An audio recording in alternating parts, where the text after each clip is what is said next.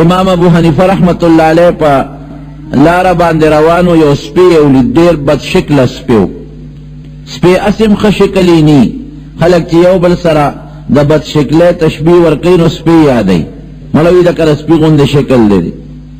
او بیا هغه سپی ډېر بدنومه او بد شکله او امام صاحب خپل ملګري ته وایي ډېر بد شکله سپی دی وی سپی ورته ګویا شو ورته وایي چې ګوره عجیبه خبره دی وکړه د الله نه ویرېږه دا شکل ما ځان له پیدا کړی دی که د الله پیدا کړی دی دا سخا شکل خو الله را کړی دی که خوخه زما و نو ما به ځان سپی پیدا کو ما به ځان انسان جوړ کړی نو الله را نه سپی جوړ که تا خو نه دی جوړ کړی او بیا د سپي دا بد شکله شکل الله را کړی دی دا خو ما ځان له نه دی جوړ کړی چې ته ما پورې خان دی امام صاحب چې تا خبره به کله را یاده شوه نو په ژړا به شو چې یا الله زما توبه ده دا مې څه غلطي کړې ده او دا حقیقت دی وروڼو که مونږ پرې سوچ وکړو دا کوټه چې مونږ وایو چې لکه ډېره خشته او مزېداره کوټه جوړه شوې ده دا ظاهر کې خو د کوټي صفت دی خو په حقیقت کې د مصري صفت دی د ګلکار صفت دی چې کم ګلکار جوړه کړي داسې ده که نه او که مونږ د کوټې بد وایو چې یاره دا کور خو ډېر خراب جوړ شوی دی او ډېر بدرنګ کور دی ډېره بدرنګه کوټه ده نو ظاهر کې خو مونږ د کوټې بد ووایو خو په حقیقت کې دا د هغه جوړونکي کوټې خو ځان په خپله نه دی جوړ کړی دا د هغه مصري او د هغه ګلکار او د ترکان بد دی چې چل نه ورځي او پویږي نه نو خراب کورې جوړ کو خراب بلډنګ یې جوړ کو دغه رنګې مخلوق الله پیدا کړی دی که ته د مخلوق صفت کې دا د الله صفت دی لکه د مخلوق خو ځان په خپله نه دی جوړ کړی دا الله جوړ کړی دی دا د الله صفت شو او نبی کریم صلی الله علیه وسلم چې کله د شپې به پاسېده د اسمانونو ته به یې وکتل او د ستورو ته به یې وکتل نو د الله دې قدرت ته به یې وکتل د الله صفت به یې شروع کړ ان فی خلق السماوات والارض واختلاف اللیل والنهار لآیات لأولی الالباب دا ځمکه او دا سپومې او دا ستوري او دا اسمانونه چې چا پیدا کړي دي د ډېر لوی قدرت او طاقت خاوند دی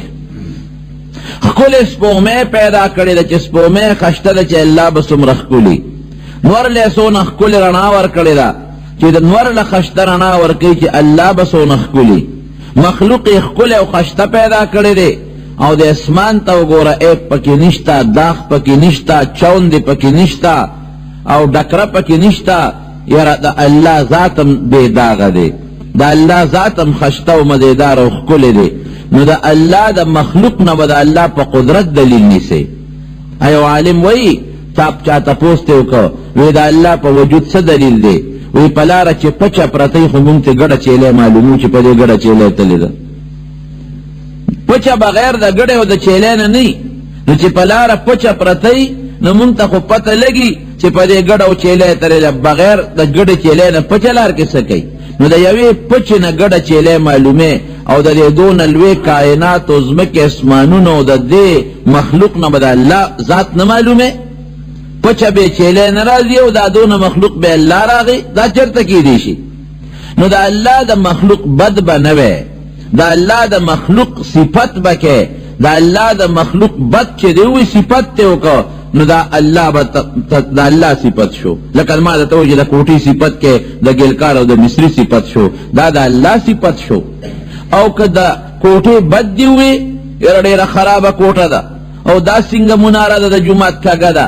او دا څنګه دروازه ده چوندې ده نو ظاهر کې خو تا د دې کوټې او د دروازې بد وي او په حقیقت کې د چه وي د هغه مصري ګلکار او د ترکان دغه رنګ چې د مخلوق بد وی نو مخلوق خو ځان په خپله نه دی جوړ کړی دا په حقیقت کې د الله بد دی دا الله بد دی وی نو د الله بد چې سړی وي الله به پې څومره خفه کېږي مخلوق به د مخلوق صفت کوي بد به نه وی د شکل صفت کوه او بد یې مه وایه چې دا شکل خراب دی ټوکه ټقاله مسلمان پورې مه کوه عسا ان یکونو خیرا منهم الله وایي چې دا چا پورې ټوقې کې څه پته لګي دا الله په دربار کې دی ستا نه غوره دی بیا به څه کوې حضرت بلال رضی الله عنه ته وګوره د شکل نه تک تور د رنګ نه تور دی ګوره شکل خشته نه دی او چې خبرې به یې کولې نو د ژبې خبرې هم صفه او مزېدارې نه وې اشهدو شین به یې نه شو ویلی اشهدو به وی اواز الله خشته ورکړو شکل خشته نو لیکن دا الله پنځ مرتبه څومره لري دومره د لوی مرتبه خاوند چې د دنیا مخلوق ورته پسخیږي چې الله دې تور رنگ والا بلال لتا سونه لوی مرتبه ورکړي ده عسى ان يكونوا خيرا منهم نو چې کم قوم د بل بدوي موایا دا الله پنځ په پته لګي ممکن ده چې هغه ددنه بهتري ده خدای پنځ الله تخوخوي او نبی علیہ السلام دقه سے فرمایي وی عربی له عجمی فضیلت نشتا عربی وی زغورم نه دا خبره خطا ده او نسبین لا پتور باندې فضیلت ست چې دی وی سپینې مو دې تور دی دا پکې نشتا لا فضل لعربی على عجمی ولا لابيض على اسود دا سپین دی نه وی چې سپینې مو دا تور دی او که فضیلت دی الا بالتقوا په پرهیزګارۍ دی تور چوڑے دے تور چوڑے او ټول ورځ په ډیرانونو او په لختو کې پردې غریب خدمت او مزدوری کوي په جبه الله یادوي او تقوا پرهیزګاري ده پکې دا سپین خشته مالدار نه چې بسترو کې فومونو کې ډډه والي خو الله نه یادوي دا الله نه لرې دی دا چوړې د الله په نزد ډېر زیات بهتر دی ټوکه ټقاله به مسلمان پسې بالکل نه کېده دا ګناه شو په جبه او یو حدیث پاک کې راځي چې یو سړی بل مسلمان ته پیغور کوي دا ګورې زما خبره نه ده د حضور پاک مبارک خبره ده یو سړی بل مسلمان له پیغور ورکی وی الله به دې اله وجني چې د چا له پیغور په کومه ګناه ورکړی دی حق ده کې الله پیدا کړي په کوم صفت ورکړی دی لکه هغه له پیغور ورکه مړه ته خدا شي مړه ته خدا شي ته خدا شي نو ته به اله مرې چې تا کې الله حق شي پیدا کړي دا نبی علیہ السلام فرمایي دا بدل دنا الله والی ها که یو سړی کې ګنای ورشه وخت کې پټ ورته واچرور دا ګناه مکوا یو سړی د معاشري غلطی کوي ورشه پټ په وخت کې ورته واچ ته غلطی کوي ردی نه ځان وساته او که یو سړی داسې ګناه کوي داسې غلطی کوي چې هغه ضرر مخلوق ته دی بیا ویل شي چې هغه سړی ګناه کوي هغه غلطی کوي د دې نه ځان ساته خو د دې خو د انسان د شکل سره تعلق نه لري شکل بد ولې وي د شکل بد بنوي نو دقه جبه د انسان کدا په خکه چلیږي ټول اندامونه په خکه چلیږي او کدا جبه لګم په بدو کې چلیدله اندامونه تباہ و برباد کړ نبی کریم صلی الله علیه وسلم فرمای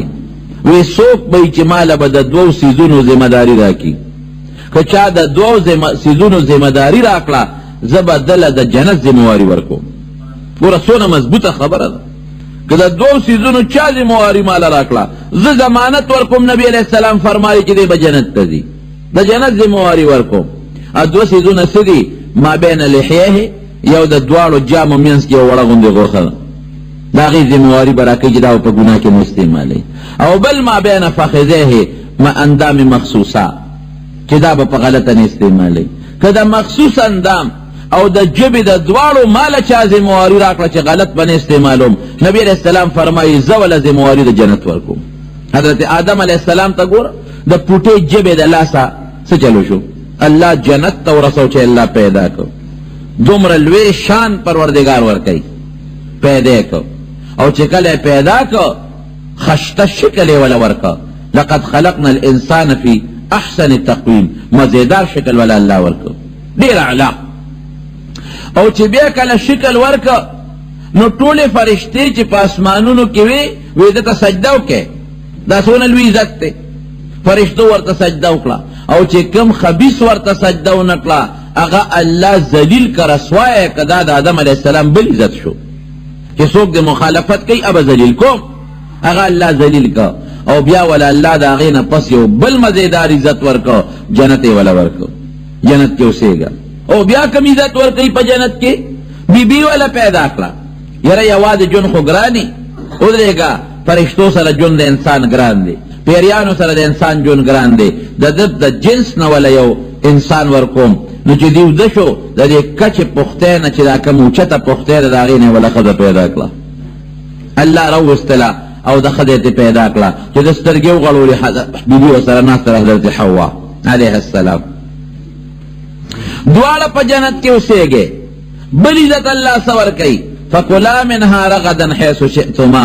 جنت کې تاسو باندې پابندي نشته چې دې کوټه کې به اوسېږي او بلې ته به نه دی دنیا کې خو سړی وي که نه خپل کور کې خپل پټي کې پردي پټي ته نشي تللی پردی کور ته نشي ننوتی نه. او بل دا چې میوه د سړي خپل الماری کولو کې نه خوري وته د بل د دکان نه خو ته ورشه که نه میوه وخوره چې تندې دله پړسئ که نه پړسئ.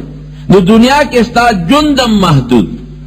دنیا کې د ناسته ولاړم محدوده، او دنیا کې د خوراک سکاکم محدود. هغه ورته الله هغه پردې ختمې کړي فکلا منها حیث شئتما چې کم زیم خوښئ ګرځئ په جنت کې او چې سم خوښئ هغه خورئ. دې نه لوی عزت کیدی شي. او بیا ورته څه وایي دنیا کې خو وایي ډاکټر صاحب وایي ګورې لږه ډوډۍ وخورئ، ډوډۍ که دې زیاته کړه بیماري به درته پېښه شي. او یاره که ډېره مې وخوړه څښاک رمې به کوم او بیا به خوب کوم. الله وی رغدن په مړه خېټه خورئ. کوم ځای جنت کې ګرځئ څه چې خورئ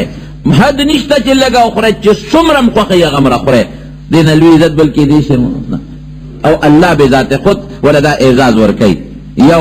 یو معمولي غوندې الله پابندي ورباندې ولګوله ولا تقربا هذه الشجرة فتكون من الظالمين. دا مخامخ اونه چې دا ګورې دې له به نه نږدې کېږي. که دې ته نږدې شوې نو بیا به زما نافرمانه یې زه به خفه یم. ګورې ما سره به مو زیاتي کړي ځکه زه هر څه در کوم او زما دا پوټې ټکې به نه منې دې له به نه ورځې. ډېره ښه پوټې پابندي پرې ولګوله الله نه به ورځو. شیطان خو الله د آدم علیه السلام د برکت نه مردود که. او امام غزالی رحمت الله علیه لیکلی دي چې 80,000 کاله عبادت یې کړی. دومره عبادت یې کړی چې د خپل عبادت د برکت نه اسمانونو ته ختلی او بره په اسمانونو کې به د الله عبادت کو سجدې به یې لګولې. دومره الله ته خوښ شوی او نږدې شوی. هغه خو د شیطان د برکت نه راوشړلی شو، د آدم علیه السلام د برکت نه راوشړلی شو. چې راوشړلی شو کې بغض پروت دی، حسد پروت دی. ښه د ده د لاسه خو زه د جنتونو نه محروم شوم، د ده د لاسه خو زه د الله د لویو نعمتونو نه محروم شوم، د ده د لاسه خو زه ذلیل شوم. د سره به خامخا څه چل جوړوم. په څه کې به سره جوړوم؟ بس الله چې د کوم څیز نه منع که دقې ته نږدې کول غواړي. نو الله په خپله فیصله کړې ده چې فتکونا من الظالمین. که چرته د اونې د دې ګوتې یوړې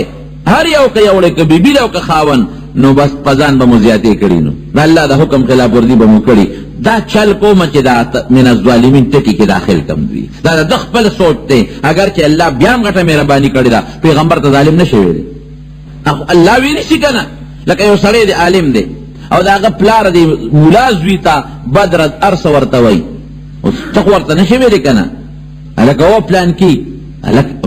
ګوره ملا دی بد رد دی ورته وایي. پرون خو ته هغه بوډا بابا وی نه بوډا بابا خو پلار دی هغه ورته ویلي شي ته ورته څنګه وی؟ ته ورته نه شي ویلی. نو الله خو بادشاه دی د کائناتو مالک دی خالق دی. هغه که څه وی ویلی شي موږ نه شو ویلی. دا زمونږ د اهل السنت والجماعت عقیده ده چې پیغمبران د پیغمبرانو که مخکې دی وروسته د ګناه نه محفوظ او پاک دي. الله پاک ساتي. خو د ده سوچ دا و چې الله ورته دا اعلان کړی دی که بوټې لمګوت یوړې دا نو تاسو به بیا ځان باندې زیاتي کوونکي جوړ شئ. دا لقب ورپورې کوم. راغې او بیبي حوا ته یې چلمل جوړ کو چې دا تاسو ګورئ د اونې له ګوتې یو څه مونږ خو الله منې کړي یو. ګوره ژبې ته ګوره نه لاس لقئ نه خپې لقئ ژبه باندې لګیا دی او نه ورته په خطو کتابت لګیا دی په دا ژبه ورته شیطان لګیا دی. الا ادلکما علی شجرة الخلد. یو شی درته نه ښیم تاسو الله وباسي غره د جنت نه. څنګه مو وباسي؟ ګوره دا بوټی در باندې بند کړی دی. کمال په دا بوټي کې دی. که دې له مو ګوتې یوړې او د دې دا خوراک هم وکړه بیا به همیشه په جنت کې. او که دام اونه خوړه نو ممکن ده چې سبا بله ورځ د جنت نه کوزئ تاسو له الله نه تپوس کولی شئ څه. دې بوټي کې دا ټول چل دی. حضرت حوا علیه السلام آدم علیه السلام ته ووایي چې دا بوټي خو خوړل پکار دی. ای ښځې الله منې کړي یو بوډا سپین ږیرې راځي او ډېر خیر خوا دی. جنت دې دروازه کې ما ته وایي چې دې له ګوتې یو څه. ښځې دا د خدای دشمن دی ګورې هر څوک چې دی. او پام کوه ګوتې یو نه سیوله. دې بیا راغی وی ګوره زه درته خیرخواهي لټوم او خیر در ته رسوم دې بوټې له ګوتې یو څه. نه نه مونږ الله منې کړي یو. وقاسمهما انی لکما لمن الناصحین. وی ښځه ما خبره نه منې که د الله نوم درته والم. د الله نوم په دروغه څوک نه لیکن. سوی ورته زما دې د الله په ذات قسم وي چې زه درته رښتیا وایم او زه ستاسو خیر خوا یم. خیر هم لټوم دې بوټي له ګوتې یو څه. خو چې بیبي حوا قسم واورېده او آدم علیه السلام ته وایي چې ای سړیه د الله نوم یې واغېشت نو هغې خو دې زمانې د منډې دلالان نو لیدي که نه خفه کېږي ما دا دروغجن خو یې نو لیدي که نه دروغجن خلک چې اوچه په بلار به بلار به پوچه دا خو نو لیدلی دا دروغجن دکانداران خو ټګیجن نو لیدلی که نه چې دا قسم درته خوري دا دروغجن او دا ټګیجن او دا لوفران مخلوق خو یې د مخ د ځمکې نو لیدلی که نه چې دا قسمونه خوري زما دې په خدای قسم چې رښتیا درته ویم او ټول دروغ وایي زما دې په خدای قسم دا تازه شی دی که نه جي بالکل تازه اوس په دقه ساعت مې دا شی راوړلی دی تازه کم دی وي د 5 کالو زوړ شی به د باندې خرڅ کړي زما دې قسم په خدای وي که ټګي پکې وي دوکه پکې وي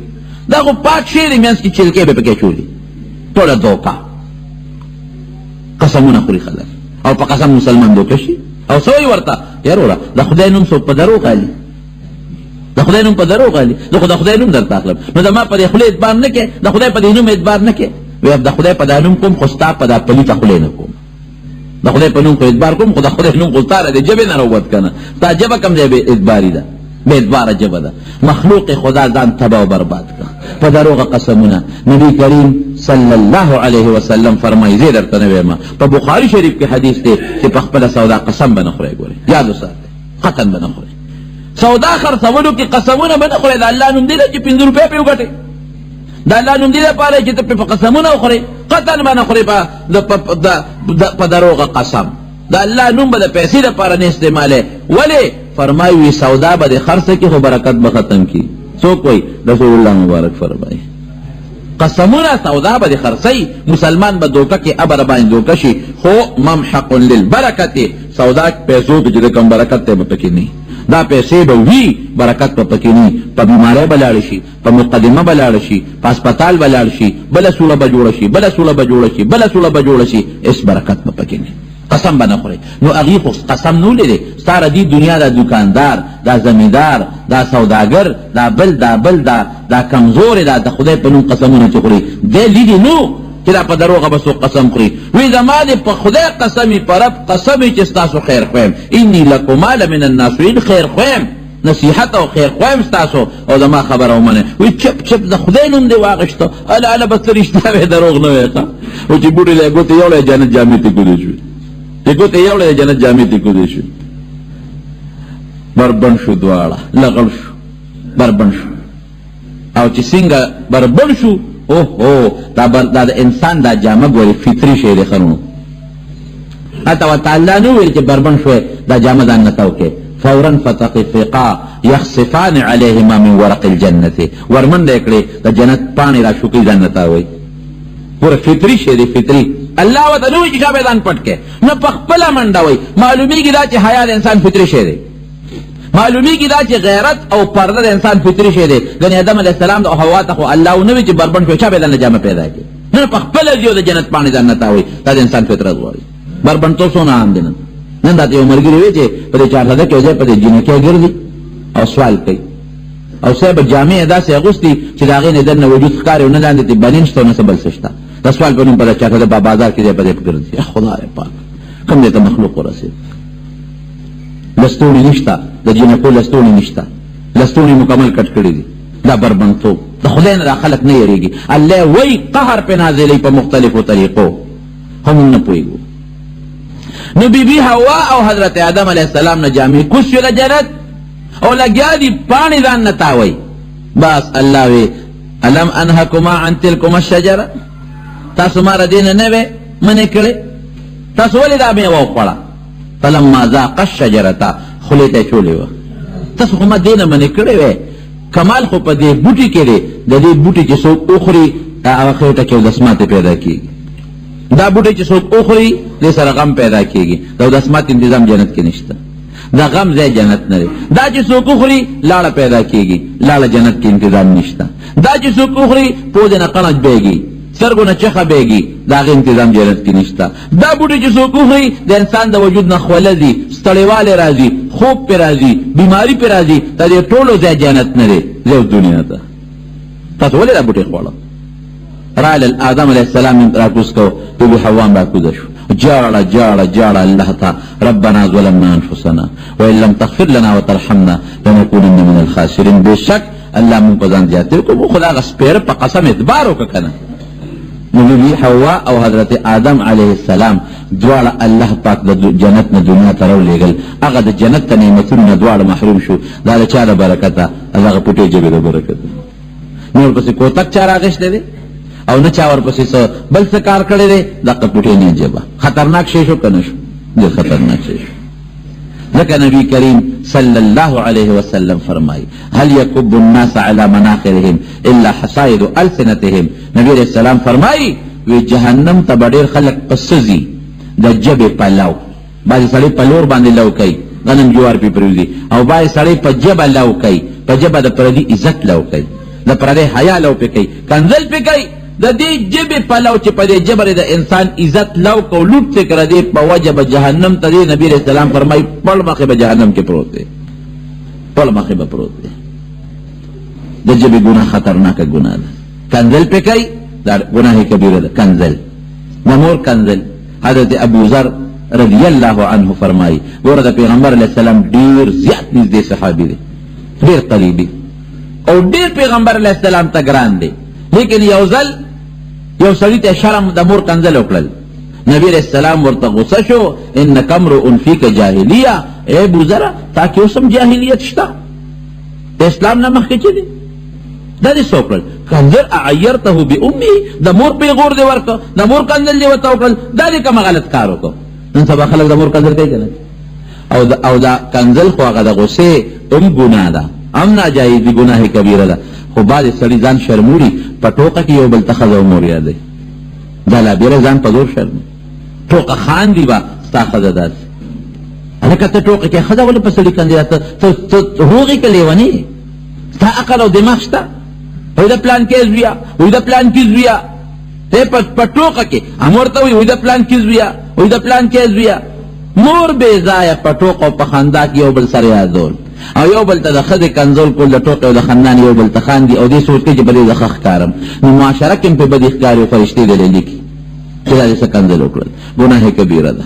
لویه ګناه ده نو کنځل ګناه ده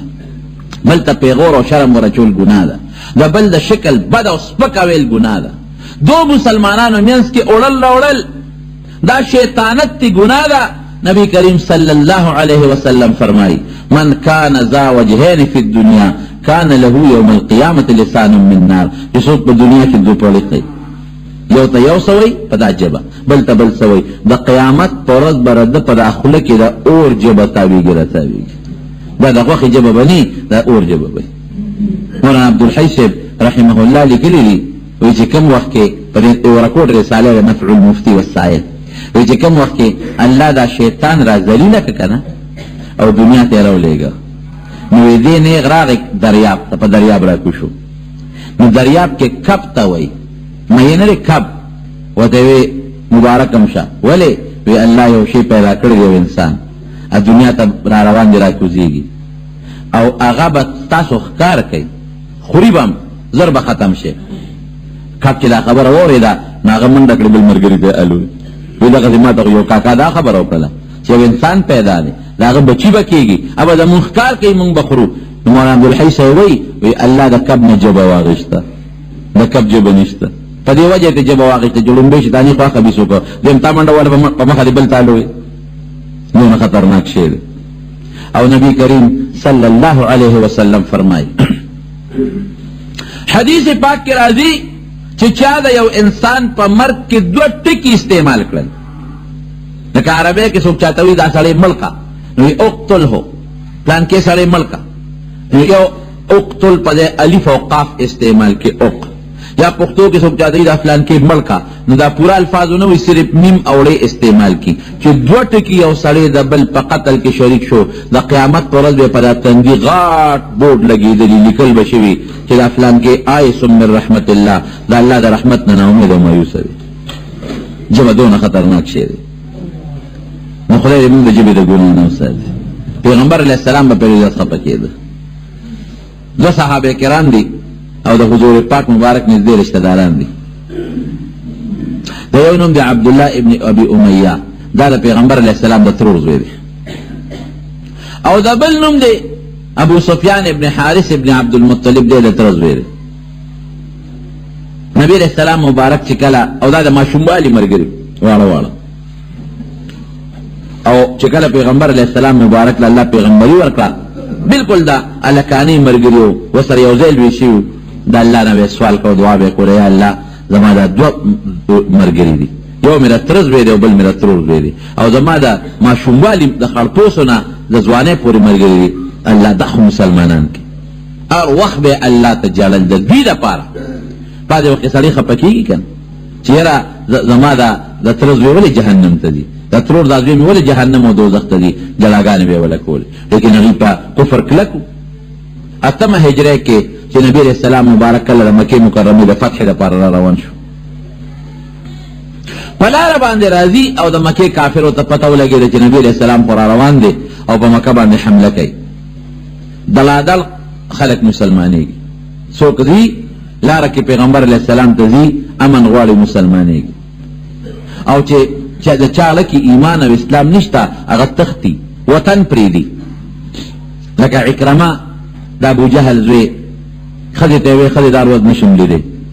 چې مسلمانان به راځي او زمونږ په وطن به قبضه کوي مونږ خو طاقت د جنګ اوس نشو لرلی ځکه چې ډېر دي بس زه تختم ځم نو د عکرمه ښځه ورله پیغمبر علیه السلام له نبي علیه السلام ورته ویې خاوند دې څه شو وی صاحب هغه خو وتښتېد لاړ وی چېرته لاړ وی بس تختیدلی چېرته صاحب تللی دی نو ښځه مسلمانه وه مسلمانه شو وی صاحب که زه راولم امن به وله ورکړي وی بالکل ورکوم ایمان راوړي که نه راوړي امن ورکوم حضور پاک مبارک له خو الله جیبه اخلاق ورکړي که د مکې د فتح په ورځې عام د معافی اعلان وکړه وی چې کوم سړی جومات ته د بیت الله داخل شو هغه هم په امن که کافر هم دې غږ به ورته نه کوو که کوم سړی خپل کور کې کېناست او ځان پسې دروازه بنده کړه هغه هم په امن او ابو سفیان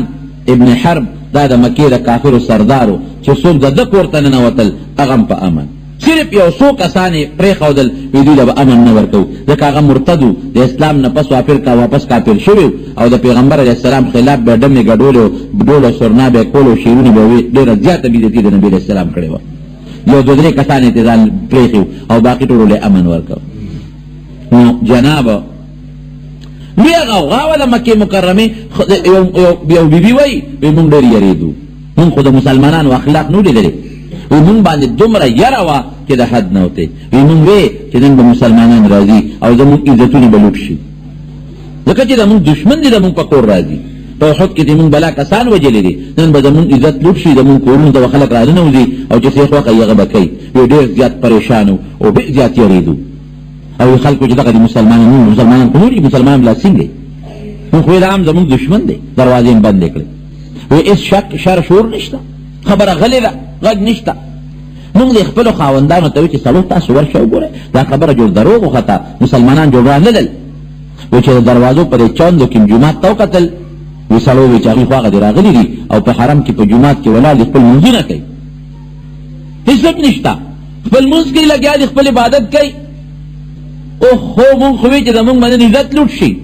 او مونږ سره خو مسلمانان ډېر زیاتي کوي دا داسې خلک دی مونږ یې دشمنان یو راغلل او نن اعلان یې وکړو او مونږ یې ټول معاف کړو نو د عکرمه د ابو جهل د زوی ښځې نبي علیه السلام ته وایي چې الله رسول زما خاوند له امن ورکړې او که ایمان نه م راوړي امن ورکوم ریوله دا ورپسې روانه شو سپیشل څاروی ځان نو جدې ته ورسېد چې هلته تپوس وکړو زما خاوند عکرمه وایي هغه کښتۍ کې سور دی لاړ هغه دی هجرت کوي په دریاب کې روان دی دوی بله کښتۍ ورپسې په کارې ونیوله څه ده کښتۍ او ځان یې ورپسې په هغه دریابي سمندر غټ دریاب دی په هغې کې وروزغلو کښتۍ د ډېرې پیسې در کوم خو هغه کښتۍ به را لاندې کوې چې خاوند هم چې ته حبشې ته بل خوا لاړ نه شي څه منځې مزل یې وکړو کښتۍ ور نږدې کړه ای سړي ودروه کښتۍ چې ویې دروله د ده ښځه وه څنګه ولې ښځې وایي داسې کار دی زما دې کښتۍ ته راوړه څنګه وایي ما د نبي علیه السلام نه تعالی امن غوښتی دی ګورې ښځې مه کوه دشمن لا امن نه ورکوي او په چل ول به مې ګیر کړي او مه کوه ګورې او دویم دا دی چې د مسلمانانو دا غلبه برداشت کولی نه شم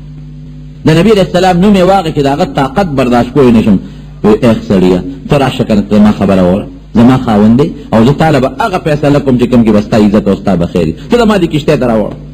زه په ما خو دې یقین شته که نه یو ښځې ته خو مې ښځې په تا خو مې یقین شته په دریاب کې دې خپلې کښتۍ ته راوړه واپس یې راوځلېد چې اوس په لاره وی ګوره نه پوهېږې عکرمه نه پوهېږې وی ګوره زما د پلار دشمنو زما پلار د دشمنو ما به چېرته معاف کړي وی بس ما دله امن غوښتی دی که نه چې تا وجنې زه به سر کې ځان قربانوم، غږ هم درته نه کوي، ما فیصله ورسره کړې ده. ایمان راوړی که ایمان نه راوړی؟ وی خلکه که په خپل دین بیا هم راله امن راکوي، وی او په خپل دین بیا هم درته غږ نه کوي. او سړی راشه وګوره، وی په مکه کې څنګه چلو شو، وی ډاکې خو به غورځېدلي که نه، لوټ مار به شوي نه نه، وي هر سړی ښه محفوظ ناست دی، د چا کور ته څوک دننه شوي نه دي. نه دا مسلمانانو چې حمله وکړه، وی پردو ښځو ته ګوري نه، سترګې یې ښکته کړي. الله اکبر. زنانو یې په سر څادرونه جوړي دي، پردو سړو ته کم ځای ګوري، پردي مال ته څوک کم ځای ګوتې ورچوي، سرونه یې ښکته کړي، پردی دروازې ته هم نه ګوري.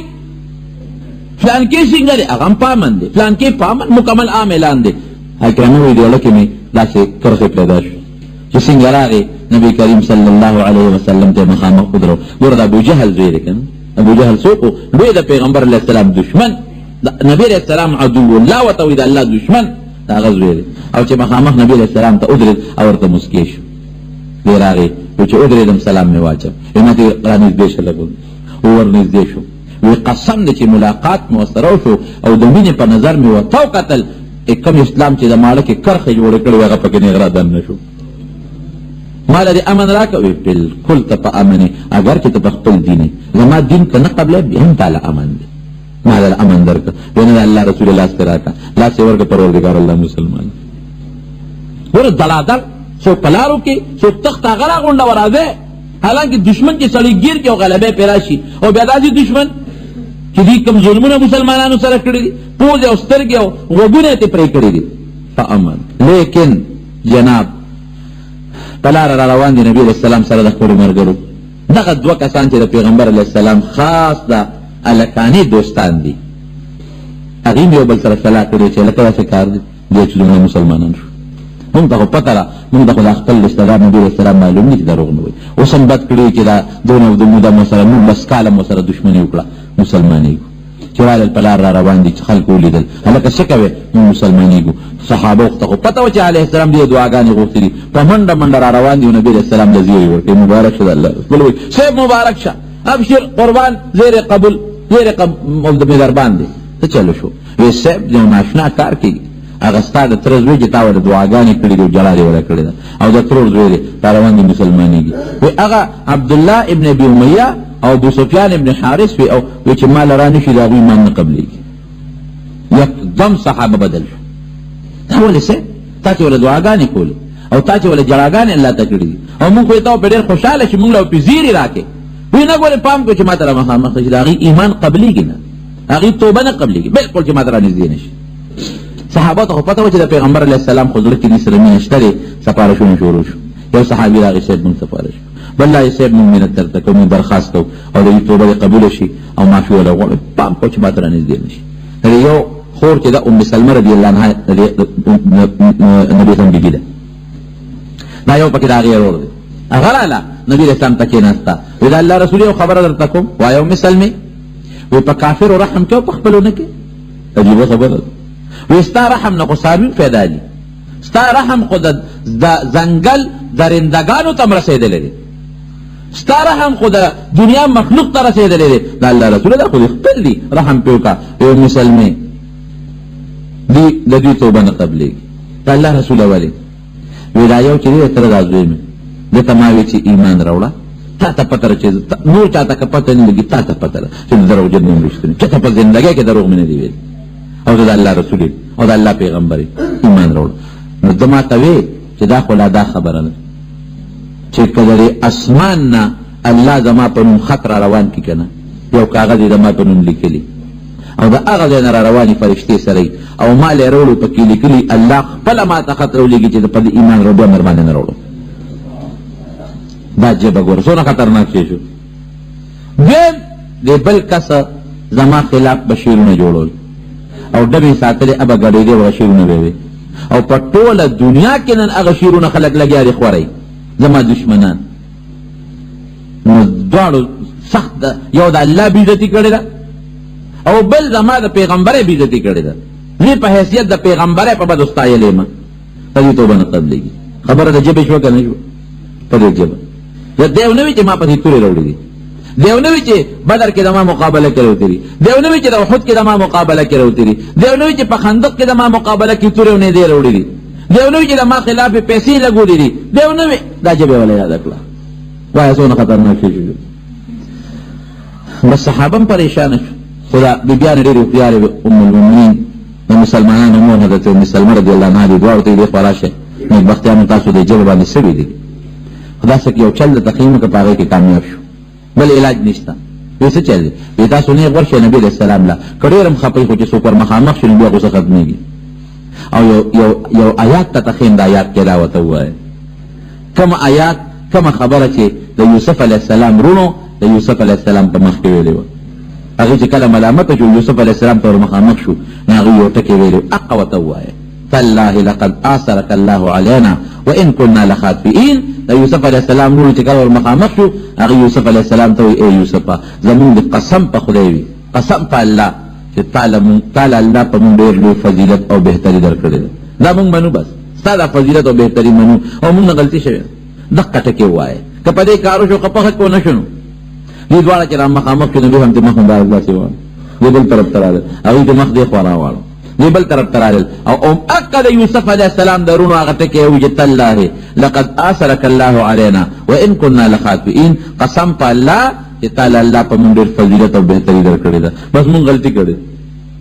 ګوره بیا د جبه خبره را لکنه یو پټې جبه ته ګوره نبی علیہ السلام ته چې دوی هغه کې راځي چې واقعي یوسف علیہ السلام خو سرورون خو ډېر زیاتې کړي او چې معافي وغوښته نو معاف شو نو دې یو معاف شي کنه نو نبی علیہ السلام هغه خبره او کوم چې یوسف علیہ السلام رونو ته کړي و یغفر الله لكم الله مبخا څنګه دی په هو يغفر لا تثريب عليكم اليوم يغفر الله لكم یوسف علیہ السلام خپل رونو ته سوي بس اسم علامتیا در باندې نشته خدای مبخا نو چې دې څنګه دغه ټکی وي نبی علیہ السلام ورته وي لا تثريب عليكم اليوم ذا اسم علامتیا نشته يغفر الله لكم خدای مبخا دا د جبه برکت او زه ولن مثال در کوم کړ سړی چې ټول عمر کفر او کی او د خدای دشمنی وکي او صرف په دې جبه داسې وایي چې اشهد ان لا اله الا الله واشهد ان محمدا عبده ورسوله د دې یو جبه د دې یو سکند په خبرو یو سکند کې دا کلمه ویل کېږي په یو سکند کلمه د زرګونو کالو کفر الله بخي کنه بخي دا د جبه برکت او بل مثال اندر کو ټول عمر د عبادت وکړه او پر جبه د کفر الفاظ په اخر وخت کې د یو پټی ټکی د لاسا د ټول عمر د عبادت او مسلمانی په وبو لوګي کنه لوګي ابلیس تا ګور ها او بیا دوا سړی او الک او جنې بي پردی بي نه به چې یو بل لیدي یو بل نه پرده بم کوي په ژوندګي کې یو بل نه دی لیدلی یو بل نه بالکل پرده کوي فلا رضی جنې چې الک تا ګوري مخ ته اخواړي او الک بس جنې نه مخ اخواړي او چې په دې جبه یو دوه ټکی ویلي چې تا قبول کړي وو قبول کړي دا او پلان کې در کړي وو در دکړه دا دوه ټکی ویلي شي هغه الک او جنې چې هغه پردی د یو بل نه حیا کول او پرده کوله هغه څومره نږدې خپل شو ارڅه ختم پر یو ټکی باندې او هغه خدای خاون چې حیا شریک ده عزت شریک ده او یو بل سره دا سیدی چې دومره نږدې تعلق په مخ د ځمکه د بل چا یو بل سره نیکم چې د خدای او د خاوند دي خو چې په دې جبه یو راکوټه غوندره طلاق ولکوي هغه الک او جنې د یو بل نه پردي شي که پردي نشي هغه خدای لړ شي بل میړه بیو بل چا سره نیکو کی دا د جبه برکت ده نو ځکه نبی کریم صلی الله علیه وسلم فرمایي چې سحر وختي ټول اندامونه جبه له قسمونه ورکوي چې ای جبه ولې مونږ ستا تابعیونو تا پسیو تا سره نسبت او تعلق دی که ته سمې مونږ هم سم یو او که ته خرابه شو مونږ هم غرق کې جبه چې خرابه شي لاس کوته کوټو پک ته ګوتې کې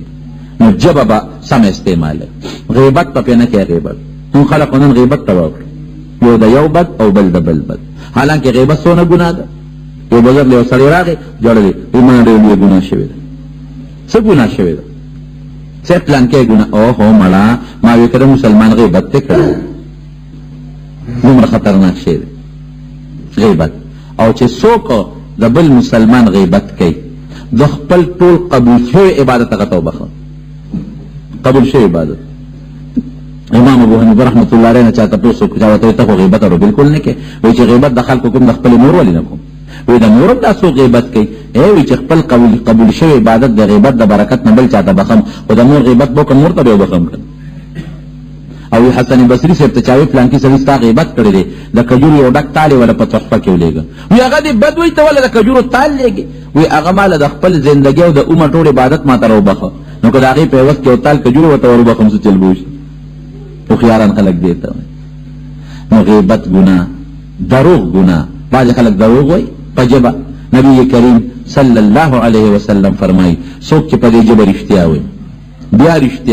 بیا رښتیا وایي الله فرشتو ته اعلان وکړي دا فلانکي رښتونی دی نوم وله رښتونی کېږي او الله سره یو کتاب د رښتونو د صدیقین هغې کې وله نوم ولیکي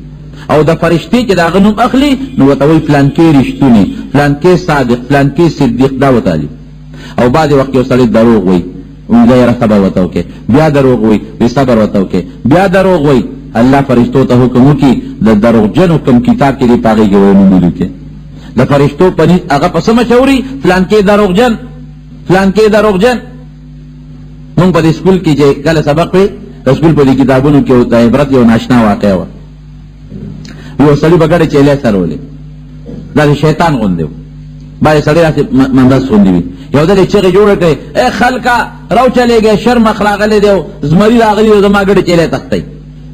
خلکو کوتکې موتکې راواغې چې غریب پونکې د ګډې چیلې د شرمخ تختئ منډه یې کړې چې منډه یې کړې د خلک یې راوکړل او د خندل لکه شرمخ وایي دا خو مې سره ټوقې کولې ور دروغ وي خلک واپس لاړل نو ورته رښتیا شرمخ راغی شرمخ راغی په چیلو یې شروع کړه ای خدای مو به خلاصې د ما شرمخ راغلی چیلې ماتې خلک وایي دا همغه ابلودني سړی دی ګپ لګي دروغ وي څوک ولاړو راغلل ټولې چیلې ته شرمخ ماتې کړې دا دروغ و برکت دروغ باندې په دروغ الله خفه کېږي او دومره خطرناکه ګناه ده لعنت پې لعنت الله علی الکاذبین دا الله لعنت ډېر لوی خطرناک ټکی دی د الله د رحمت نه لرې کېدل دي دروغ ګناه شو غیبت چغلي په ژبه د بل سپکه ویل د بل بد ویل کذب یهلک نبی علیه السلام فرمایي سړی هلاکت ته غورځوي او صدق یونجي دا سړی کامیابی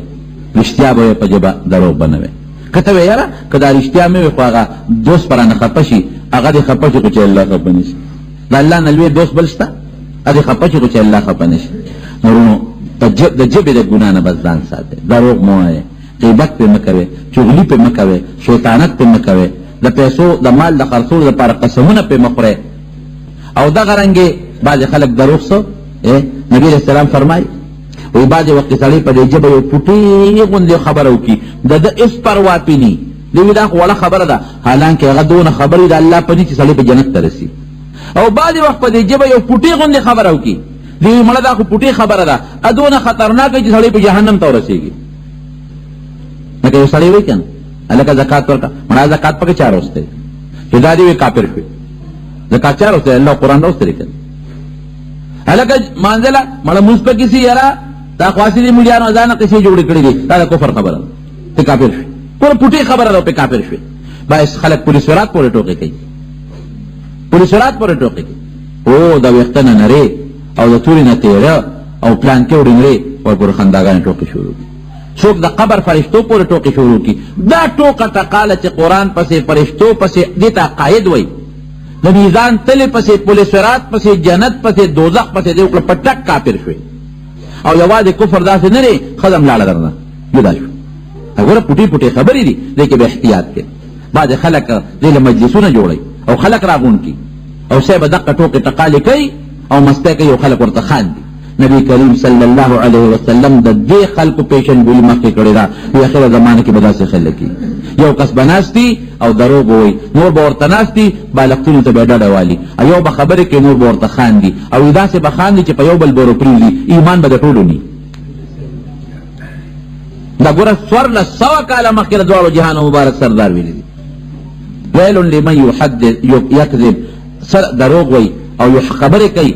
لیضحک به الناس خلق پې خندی پیسې ګټي ته خو پیسې ګټي خلق پې خندی دا ګناه ده دروغ دي وي هغه بیا له ګناه ده او د هغې نه علاوه د دین پورې شریعت پورې پیغمبر پورې د قبر فرشتو پورې ټوکې ټکالې کوي پولیس ورات پورې ټوکې ټکالې کوي ته پوهېږې چې کافر شوې او چې دا کومې اورو پې خوشحالېږي نو په کفر خوشحالېدل او په کفر رضا کفر نه دی او ښکاره خبرې دي ژبه دونه خطرناک شی پام کوئ دا قسم مجلسونو ته لاړ نه شئ دا مجلسونه جوړ نه کئ او داسې ظالمان او سپیره خلک مجلسونو ته رو نه غواړئ. ته خو د کفر خبرې دي. ایمان او کفر خو ډېر معمولي شی دی، په لږه خبره مسلمانېږي او په لږه به کافر کېږي. هلکه وایي نه دا ایمان داسې کچه تار دی، دا ډېر مضبوط دی چې لاس دې پرې ولګو جنت ته به دې رسوي، خو ډېر کچم دی په معمولي خبره دی بیا شلېږي جهنم ته پرې غورځېږي. ځان بساتې احتیاط وکړې. نو نبي کریم صلی الله علیه وسلم فرمایي ما له به څوک د دوو څیزونو ضمانت راکړي، یو پکې ژبه ده او یو مخصوص اندام. زه به دې سړي جنت ضمانت ورکوم. نو په ژبه غیبت، چغلي، دروغ، د بل سپکه، بل پورې ټوکه ټکاله، د بل د شکل مسخره او ټوکې، دا سخته ګناه ده، ګناه کبیره ده. او په دې رضا کې رضا بیا د هغې نه سخته خطرناکه ګناه ده. الله دې موږ د ژبې د ګناهونو نه په حفاظت او محفوظ وساتي. حضرت انس رضی اللہ عنہ فرمائی شراب حرام شو، شراب حرام شو. دا شراب نشه ده او نشه پرې ښودل ګران کاري. دا هر څه نه سړی ځان ساتلی شي او د نشې نه ځان ساتل ګران دي. څوک چې نسوار اچوي هغه ته پته لګي چې نسوار پرې ښودل څومره ګران کار دی. هلکه وي جنګ له مې ولېږو به کم خو دې نه وي ځان نشم ساتلی. نشه که وړه مې معمولي مې یو نشی سړي ته پلار نصیحت کوي، مور ورته نصیحت کوي، پیسې پې بندي کوي، ویټه کوي، شکل ته وګوره د نشې والا او بیا د پوډري شکل څومره بدنما وي، لیکن نشه هغه نه پرېږدي. نو خبره مې دې پورې کوله چې شراب هم نشه وه پرې ښودل یې ګرانو. نو الله رو په طریقه صحابه کرامو ته د شرابو د پرې ښودو د نفرت بیان شروع کړ. لاول یې ورته یو حکم نازل کړ، وی چې ګورې شراب چې دي او دا څیزونه دا ښه شی نه دی،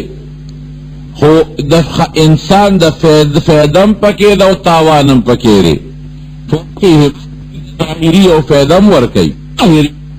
دا د حرمت آیت نو چې ګنې شراب حرام شو، یو اشاره غوندې ته معلومه شوه چې یاره ښه شی نه دی. نو بعضې صحابه فوراً پرېښودل. بیا ورپسې دویم حکم نازل شو، لا تقربوا الصلاة وانتم سکارا. هلکه چې جومات ته ځئ مانځله نو شراب بند، شراب حرام دی، شراب به نسکئ. چې کوم د پیغمبر علیه السلام صحابه نږدې وو هغې وی دا شی ښه شی نه معلومېږي. ولې؟ ځکه وختي مخکې ورځو کې داسې آیت نازل شو چې فایده هم پکې ظاهري لږه غوندې شته خو تاوان هم پکې ګوره ډېر دی، او تاوان یې د فایدې نه زیات دی. او نن د مانځه په وخت کې د حرمت اعلان راغی، ځان یې چې چورلټو ساته سره د دې نه چې لا حرام شوي نو. او چې کله بیا مستقل شراب حرام شو، حضرت انس فرمایي وی زما د خاندان خلکو او هغې باندې ما شراب سکل، بوتلې مې ورته نیولې وې هغوی سکل. وی دې کې یو سړي د مدینې منورې په کوڅو کې اعلان وکړ چې خبردار نن نه پس شراب حرام شو. بس وی ما چې هغه چا باندې شراب سکل،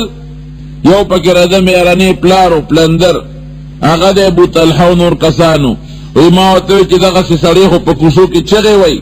شراب حرام شو. وی اقه ګیلاسونه او بوتلې لاس کې به یې کېښودې او ما ته یې حکم وکړو چې انسه شا به دا چاټۍ وغړوه. وی د شرابو چې څومره چاټۍ وې فوراً مې ماتې کړې وامېړولې. او د مدینې منورې په کوڅو کې د شرابو دا بوتل او چاټۍ خلکو توی کړي، لختي پکې بهېدل، فوراً تابعداري. دا نه چې ودرېږه یاره لږ غوندې دا خو ګران کار د شپې خو به یې پټ لږ غوندې سکو که نه، یا یو لږه غوندې نشه داسې نن به یو ورځ وسکو، یو ځل وسکو، سبا به بیا نسکو، په دویمه ورځ به سکو، داسې خبره نه وه. خو چې د شرابو د حرمت اعلان وشو دې ته یې مو نه کتل چې دا خو یو ډېر قیمتي شی دی، دا ولې په دا ځمکه تویو. ورېږه د نبي علیه السلام نه تپوس وکړو چې صاحب سکو خو به یې نه، لیکن دا چې موجوده کم د قیمت شی دی او شراب خو قیمتي شی دی، دې سره څه وکړو؟ سرکه خو دې جوړېږي که نه، شرابو نه سرکه جوړېږي، شرابو کې دې لږه مالګه واچو د سرکه به شي. نو دا تپوس یې هم ته ونه کړه چې حرام شو یې تویوه. فوراً به د پیغمبر علیه السلام د خبرې صحابو تابعداري کوله، چونو چرا به پکې نه کول. یو موقع کې صحابه کرام روان دي یو جهاد لا، هغې کې دا خره چې دي دا کورني خره، دا دوه قسمه خره دي. یو صحرائی خره دی حلال دی، چې کوم دا د صحرا او د ځنګل خره دی، ځنګلي خره چې ورته وایي ګوړه خر، نو هغه حلال دی. او یو زمونږ د وطن دا خره چې دا کم کورني خره دی دا مردار دی. نو دا هغه وخت کې لا مردار شوی نو، حرام شوی نو. نو نبی علیہ السلام مبارک یو جهاد کې فتح اومن او صحابه هم ډېره کامیابی حاصل کړه. چې حاصل کړه نو دا خو لا حرام نو صحابه هغه خره لال کړل، غوښه ته وستو په کټو کې واچولې، کټوې باندې شوې. نبی کریم صلی الله علیه وسلم ته چې پته ولګېدله فوراً اعلان وکړه، صحابي ته اعلان وکړه چې دا خو مردار دی، دا خو حرام شو، د نن نه پس بیا څوک نه خوري. صحابه اوس دا تپوس ونه کړه چې صاحب دا پخې غوښې وخورو دې نه پس به حرامي، که نه دا پخېم حرامې شوې. اړو تپوس یې ونه کړو چې څومره غوښې وې ټولې کټوې واړولې ویې غورځولې. بس د صحابو ژوند د تابعدارۍ نوم چې د نبی علیہ السلام د طرف نه به حکم راغی بس تابعداري. بیا به پکې دا نو چې دا ولې او دا څنګه او ودرېږه تپوس وکړو او دې کې به څه چلي او دې کې به څه قسم فیصلې، دا قصې پسې به پکې نه وي. خو چې د حضور پاک مبارک د خولې نه به خبره ووته فوري به عمل وبیا. سخت نه سخت حکم کې توره به لاس کې وه، خو چې نبی علیہ السلام به ما توره به لاندې کېښوده، صاحب بالکل تابعدار. حضرت علی رضی اللہ عنہ فرمائی وی نبی علیہ السلام اغفتو چې تاسو لاړ شئ یو ښځه به روانې مکې مکرمې ته، ببر سر به وي، دا نمونه شکل به وي، هغې سره یو خط به هغه ته ماله راوړی. او نبی علیہ السلام مبارک ورته ځای مخوره او ځای خاخ یو علاقه ده، وی هلته به دا ښځه روانوي. دی وی یو زه شومه، یو مقداد ابن اسود رضی اللہ عنہ شو او یو حضرت زبیر رضی اللہ عنہ شو. مونږ درې واړه روان شو، پاسونو پې ورواړولې او اسونه مزغلول هغه ځای ته چې کوم ځای راته حضور پاک مبارک خورې هلته ورسېدو. وی چې لاړو چې کوم شکل راته نبی علیہ السلام د ښځې خورې هغه شکل ښځه هم صحیح کړه. مونږ ورته وی خط راوباسه، وی هغې وی چې ما سره خط نشته، وی چې ظاهري د هغې کوم سامان و ام وله ولټو، ختم پیدا نه کړ. وی را روان شو، چې را روان شو وی ما دې ملګرو ته وی چې ودرېږې یو سلا کوو. دا هغه ښځه ده او که نه چې نبي علیہ السلام مونږ ته کومه ښولې ده، لږ سوچ پې وکړئ چې دا هغه ده او که نه ده. وی مونږ درې واړه وی چې بالکل کم شکل مونږ ته حضور پاک مبارک ښولې دی دا خو هم د هغې ښځې شکل دی مه خو ده. وی مونږ وی چې ښه نو نبي علیہ السلام مبارک خو دروغ نه وی، رښتیا وی، خط ورسره دی راځئ بیا پې ورځو. وی بیا ورلو، خط راوباسه. وی هغې وی چې خط تاسو ما سره لټونو نه کوم دی وا سره خط؟ وی مونږ وی چې مونږ ته خپل پیغمبر ویلی دی او ستا شکل یې راته ښولی دی او ته هم هغه ښځې پرېږدو دې نه یا به خط راوباسي یا جامې دې نه وباسو.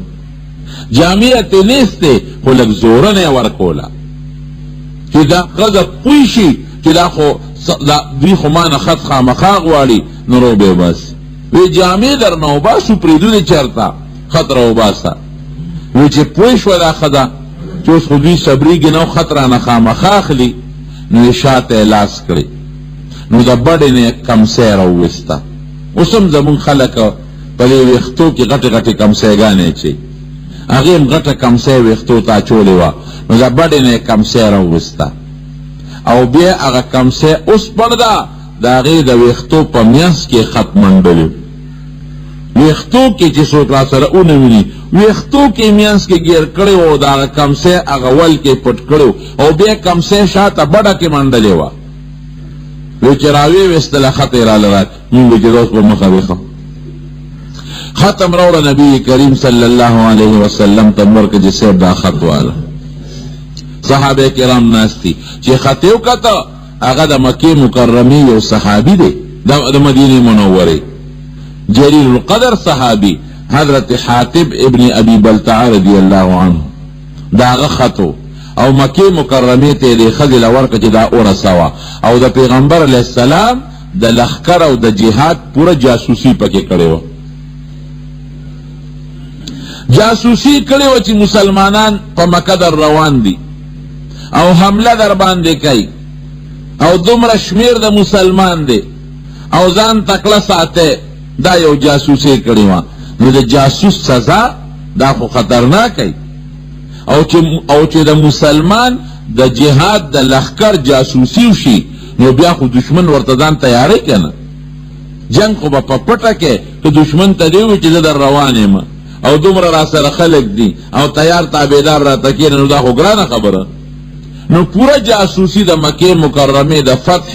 د لخکر پورا جاسوسی کړې وه، په خط کې لیکلې وه او مکې والا ته خط لیږلی و. خو نبی علیہ السلام خو ته په لاره راوګرځو. صحابه ناست دي، حضرت عمر فاروق رضی الله عنه نبی علیہ السلام چې حاتم راوغواړی چې راویې غوښته ما هذا یا حاتم، دا څه شی دی؟ دا تا خط څنګه لیږلی دی؟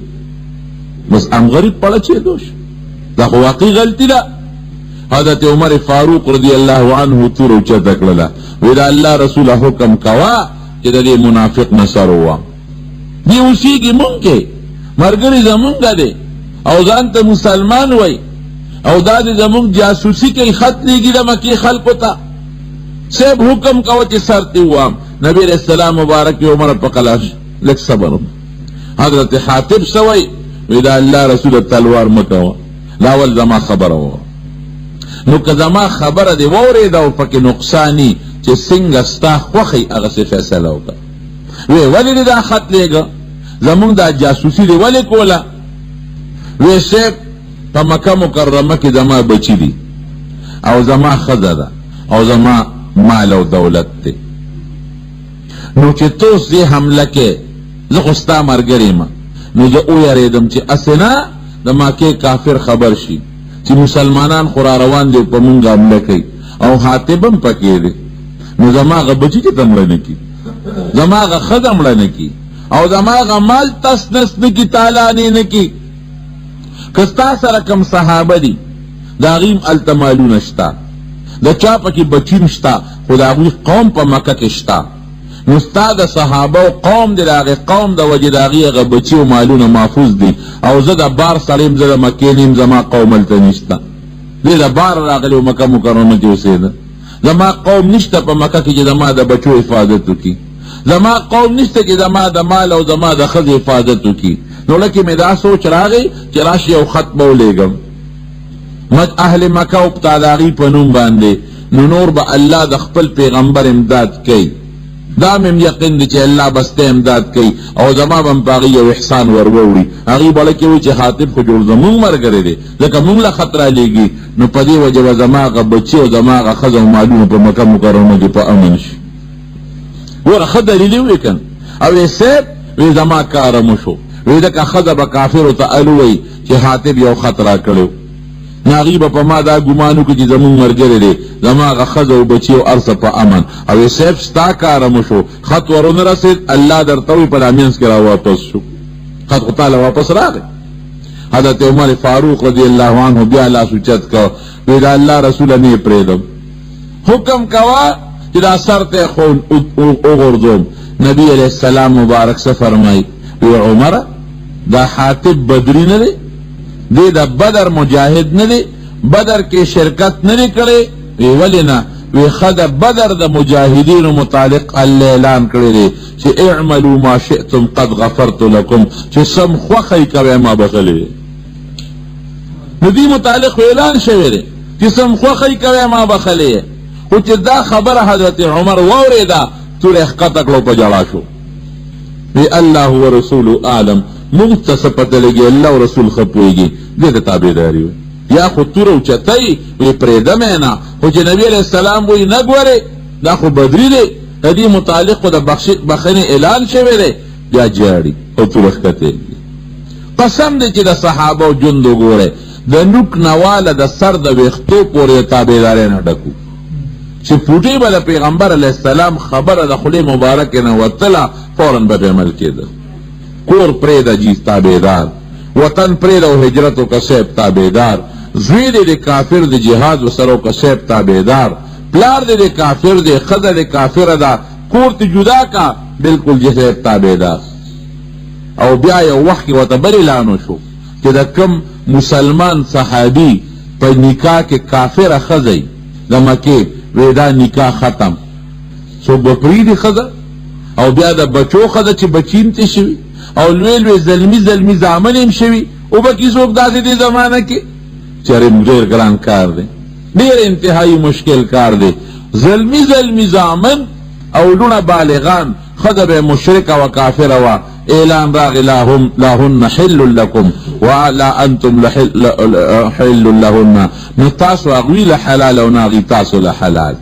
بس خبره ختم ډېرو تپوس ونه کړه چې یا صاحب زمونږ خو ته بلا بچي دي زمونږ خو ته بلا اولاد دی څوک وی نه مشرکې ښځه کله چا په نکاح کې نکاح ختم بس څادر یې ورپسر کوي دی پلار کړه یا ایمان راوړی دی دی په مخامخه او که چرته یو مسلمانه ښځه د کافر په نکاح کې ده ام ورله حرامه راځی ته د کافرو سره نکاح د مشرکانو سره ختم فورا خبره منه بعضې کسان داسې وو چې هغوی د څلورو نه زیاتې ښځې کړې وې د یو کس پکې لس ښځې وې هغه وخت خو نکاح د څلورو نه زیاته جایز وه که نه د چا پنځه او د چا شپږ او د چا لس دا ښځې کړې وې چې حکم نازل شو چې باس فانکحوا ما طاب لکم من النساء مثنى وثلاث ورباع د څلورو نه زیاتې ښځې منع شوې راغلل نبي علیه السلام له وی صاحب څلور جایز دي باقي منع دي وی څلور پرېږدی او باقي ختم څلور یې ترې پرېښود باقي ته دی په مخامخه او نو دا تپوس یې ونه کړ چې یاره صاحب که مخکې چا کړي ابه وي او نه اوس به د دې نه پس څلور نه کوي نو خو صاحب لس ښځې دي او بچین دي ته اولاد هم دې ته دې سره به څه کوو دا د څه کوو او څه به کېږي او څنګه شوه او څه به کېږي دا قصې پسې په صحابو کې نه وي دا قصې په مونږ خلکو کې دي استادو تر مسله بیان به کړي د 500 روپو تاوان به یې پکې وي د 500 یا صاحب نو دا به څه چل کېږي د 10 روپو تاوان به یې پکې وي چې مسله بیان کې یا صاحب دا شل بانې به ولګورې نو دا به څنګه چل کوو ښه نو دا به څنګه چل کېږي نو دا به څه کېږي نو څه ته وایي خو د خدای د رسول حکم دی که اوس عمل پې کوه صحابو کې دا نه وه چې دا به څنګه کوو دا به څه چل کېږي او په دې به عمل کوم او که به نه کوم او ورېږه لږ وروستو پې وکړم او که مخکې پې وکړم دا قصې پسې پکې نه وي بس خو چې د الله او د رسول حکم بس سم فورا تابعداري ده وی د څلورو نه زیاتې ښځې حرام بس څلور ښځې ځان سره پرېښودې او باقي له به یې وي ځای په مخامخه بس تاسو زمونږ حرام یې تابعداري رونو دې ته وایي ګورئ زمونږ څه تابعداري ده مونږ هېڅ قسمه هسې هغه د خولې ګپ او شپ دی که یو خوا پیسه شي او بل خوا الله او رسول شي مونږ پیسه اخلو الله رسول نه اخلو یو خوا د دنیا عزت دی او بل خوا الله او رسول دی د دنیا عزت اخلو او الله او رسول بیا نه اخلو یو طرف ته بچي دي او ښځه ده بل خوا الله او رسول دی بچي او ښځه اخلو الله او رسول نه اخلو یو خوا ته زما دولت او پیسه ده او بل خوا الله او رسول دولت او پیسه ښه ده هسې په خوله الله او رسول بیا الله او رسول نه اخلو خپل هغه دولت او پیسه اخلو دې ته تابعداري نه وایي الله دې مونږ کې د رسول او د ذات د پاک ذات خپله تابعداري نصیب وګرځوي اصل شی خدا دی والآخرة خیر و ابقا دنیا بسې مونږ خو ټول دنیا پسې لګیا یو منډې تړلی وو فانی دنیا پسې او آخرت چې کوم باقي ژوند دی هغه مونږ پرېښی دی نو اصل څیز ګورې وروڼو د الله او د رسول د حکم تابعداري ده دغه د پروردګار زموږ نصیب وګرځولی کړي غزوه خندق کې غزوه احزاب چې خندق ورته وایي د کافرانو لویې ډلې راغلې او په مکه مکرمه باندې د حملې اراده وکړه چې جنګ کوو په مسلمانانو حمله کوو او دې فیصله وکړه چې مونږ به هله راځو چې مسلمان بس ختم کوو او یوازې د مکې خلک نو ګیر چاپېره چې څومره قبایلو او څومره کافرانو دا ټول په ایړه راوچت شو او په مکه مکرمې د حملې اراده وکړه نبی علیه السلام مبارک صاحبانو سره مشوره وکړه ملګرو سره صحابو سره مشوره وکړه چې څه به کوو سلمان فارسي رضی الله عنه یو رای ورکړه وی داسې کار کوو یو علاقه د مدینې منورې یو غر دی جبل سلع ورته وایي وی داسې کار کوو چې هغې علاقې ته منتقل کېږو او یو خندق به وکنو شاته به غري او مخکې به یو لویه کند او خندق وکنو نو کافران به په خندق څنګه راپورې وځي په خندق اس او اوښ نشي راپورې وتی او غټ خندق به کنو او که کافر پہ راپوریزی نو مونږ به په کاڼو یې مولو په غشو به یې اولو ځکه چې څوک راپوریزو خامخا به ښکته کوزېږي توره به لرکۍ غشې به لرکۍ مونږ به ورته ولاړ اولو به نبی علیہ السلام مبارک دا خبره خوښه شوه او د جبل سلع غر نه یو طرف ته یو لوی خندق وکنو تقریبا 3.5 میله خوشه خندق یې وکنو ډېر په مشکلاتو باندې سخته یخني وه او سخت مشکلاتو چې خندق یې کنو یو صحابي فرمایي یو ځای کې پکې یو کلکه تیږه راله مونږ به غزار ورکو نه ماتېدله وی نبی علیہ السلام تم شکایت وکړه چې صاحب یو ترله غوندې ځمکه ده او یو سخته تیږه ده او مونږ خو پې وس وکړه نه ماتېږي وی صبر وکړه زه درځم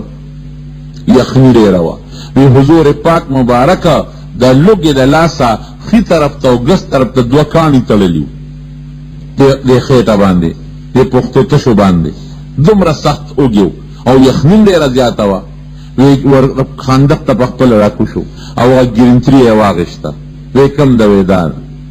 وی اوچته یې کړه او الله اکبر ناره یې ولګوله او چې څنګه هغه ګرنتري وواله نو وی 3 حصه د هغه تیږې داسې وبېده لکه د شګو په شانتې وی دوباره بیا غزار وکړه وی دویمه حصه ماته شوه وی چې 3 غزار یې ورکړه وی هغه تیږه داسې شوه لکه د شګو غوندې نرمه او تختېده ختمه شوه نبی علیہ السلام مبارک وفرمایل چې الله ماته د فارس د روم او د شام د علاقې محلات وښول انشاءالله چې دغه علاقه به الله زما ملګرو په قبضه ورولي او ما قصې بیا هم شوه دا لوی خندق یې وکنیسته او یو خوا خندق او بل ته یو غر د جبل سلع ورته وایي د دې په دامینس کې صحابه دېره شو اوس هم هلته جوماتونه دي مخکې 7 جوماتونه بیا پکې 2 حکومت روان کړل 5 یې پرېښودل مساجد 7 به یې ورته وي بیا مساجد 5 کړل اوس 3 واړه جوماتونه دي او په دې میدان کې یو لوی عظیم الشان جومات سعودي حکومت جوړ کړ لوی جومات کوم ځای چې نبی علیہ السلام مبارک خیمه لګولې وه هغه ځای کې یو رکوټي جومات دی وړه غوندې کوټګۍ شانتې ده مسجد فتح ورته وایي چې د اجان صاحبان لاړ شي نو په دې جوماتونو باندې ګرځي او 2 رکعاته نفل پکې کوي نو بهر کې حضرت حذیفه رضی الله عنه فرمایي وی یو شپه ډېر سخت باد ولګېده زول راغی نو څه ناشنا زول وی داسې زول راغی چې کاڼي یې لوزول او څاروي تختول او هغې سره چې کم شور و وی د هغه شور د وجې نه مونږ په غوږونو کې ګوتې ومنډلې چې غوږونه هم کڼېږي دومره ورسره شور او تیاره ورسره دومره وه هغه زول سره چې وی مونږ ځان ته د خپل لاس نیونه وی مونږ ته لاس نه ښکارېده او یخني ورسره ډېره زیاته شوه وی مونږ یریدو چې خدای دا به څه کېږي نو په دې ظلم یریږو او په مدینه شریفه کې د غر نه پورې غاړه زمونږ ښځې دي بچي دي په هغې هم یریږو چې خدای چېرته منافقان زمونږ په ښځو په بچو حمله ونه کړي مونږ به ټول دلته راجمع یو وی له ما سره یو راکوټې څادر و وی د اوبو نه مې راتاو کړی او د کونډو پورې مې رسېده نه مې کمیس او نه مې پرتوګ و هغه څادر مې ځان نه تاو کړو وی چې دا یخني شو زول شو وی داسې ګړبېدم د دې یخنۍ د لاسه وی کېناستمه نو هغه څادر مې دې ګیټو ته ورسېده خو بیا به رانه څادر کله یو خوا هوا وړو کله رانه بل خوا وړو توره شپه ده ماسخوتن دی او تیزه هوا ده او یخني ده پکې وی دې کې چې مې وکتل نبی کریم صلی الله علیه وسلم مې خوا کې ودرېد وی لکه څوک یې مې صاحب حذیفه یم وی حذیفه یو کار وکړه نو چې حکم کوه صاحب وی لاړ شه د دې خندق نه پورې او د کافرو په علاقه چکر ولګوه او د هغوی خبر را لرو چې د هغوی څه حال دی څومره ګرانه خبره ده اوس دا آسان کار دی که ګران کار دی چې د خندق نه به پورې وځې او د 10,000 کافرو منځ ته به ورځې هغوی به جنبي پرېږدي در باندې پوه شي نو هلته به ورپې وریوځې او د هغوی حالت به معلومې د دشمن علاقې ته او یخني ده او زول دی او تیاره ده او دومره مې یخني کېږي چې پاسېدی نه شم وی چې دی راته ووې ویله کې مې چې خدای دا به څه کېږي خو د پیغمبر علیہ السلام حکم اړو غږ مې ونه کو وی نه پاسېدم اسادر خو لندو د کندو پورې مې راورسېد لاندې مې خپې یخ باد وی او شور دی په دې زول کې وی چې روان شوم نو نبی علیہ السلام را یو دعا وکړه وی چې اللهم احفظه من بین یدیه ومن خلفه وعن يمينه وشماله وفوقه وتحته یا خدایا د دې حذیفه حفاظت وکړي او ناشنا طریقه خدای د مخ کې نه او د وروستو نه د ښي نه او د ګس طرف نه د بره نه او د لاندې نه د ټولو طرفونو نه د حفاظت وکړي وی چې دا ټکې د خولې نه وروسته وی ما وی چې ګنې په نور کې روان یم یخني ختمه شوه ما وی چې په تود نور کې روان یم داسې یخني ختمه شوه دا غزول هغه اواز هغه بنګارم ختم شام نه ورمه او لمې مطمئن شو خوشحاله شم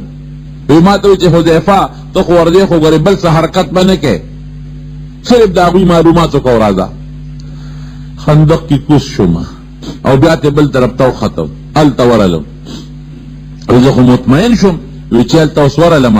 وی هلته اوس لوی غوبل دی د کافرانو خیمې د هوا په مخه کړي د چا خیمه یو خوا تختی او د چا خیمه بل خوا تختی څاروي ولا یو خوا بل خوا غورځوي د چا اوښ هلته پروت دی او د چا اوښ هلته پروت دی او هغوی اورونه بل کړي د هغې یخنۍ د وجې نه او هغه اور ته ناست و ځانونه یې پې ګرمول سخت یخني وه وایي چې باد پرې راغی دا اور یې وله خور کړ یو سکاره د یو خیمې ته ده او بل سکاره د بلې خیمې ته ده